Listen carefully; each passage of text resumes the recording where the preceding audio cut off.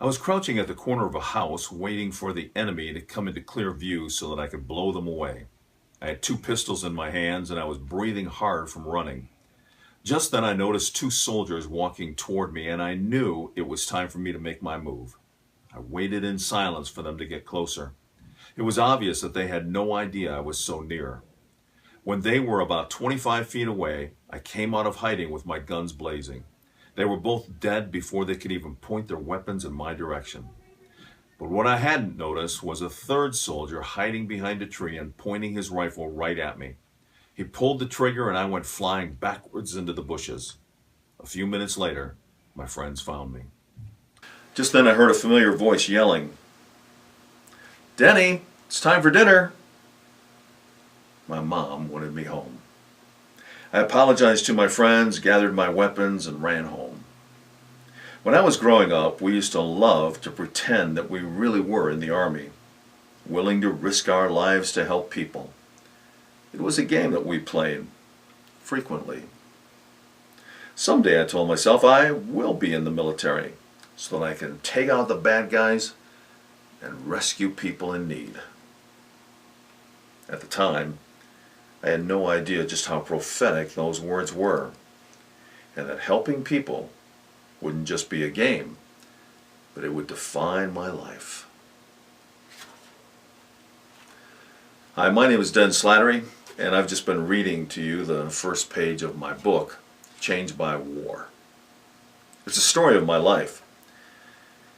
It begins when I was basically 19 years old, just graduating from high school, trying to figure out what to do with my life. And a friend of mine came home from a place called Vietnam. He had been in the 101st Airborne Division. His name was Doug Eater. He lived across the street from me, and Doug and I had been fishing buddies and friends for a while. And he came home with all these medals on his chest and so on, and he had been wounded several times in combat. And for several hours he told me these strange stories about this faraway land called Vietnam. After he finished his talk and he went home, I decided right then to go down and see a recruiter the next day. And so the next day I went down and I met with a Marine recruiter and I signed up. 2 weeks later, I got on a plane and headed for that place called the Marine Corps Recruiting Depot in San Diego, California. After 13 weeks of training, I became a Marine.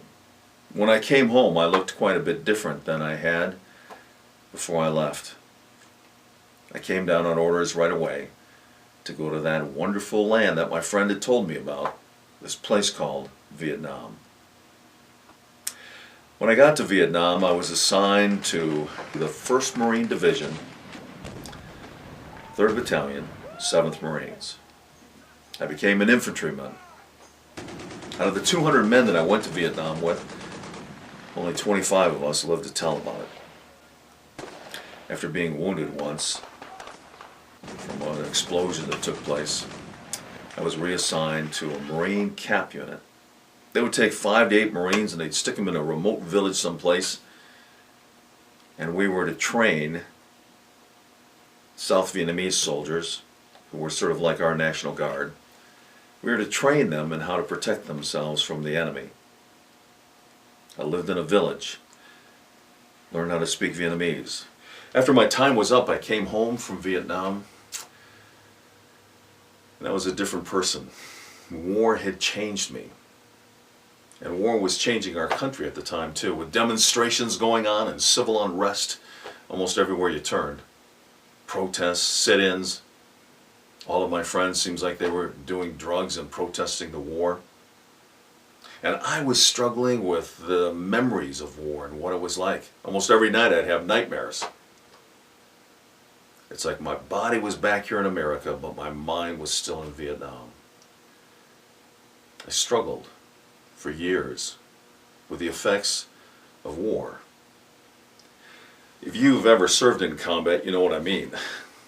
If you have a loved one who has served in combat, and even in recent years, Iraq or Afghanistan, or one of the other places where we've been involved in conflicts.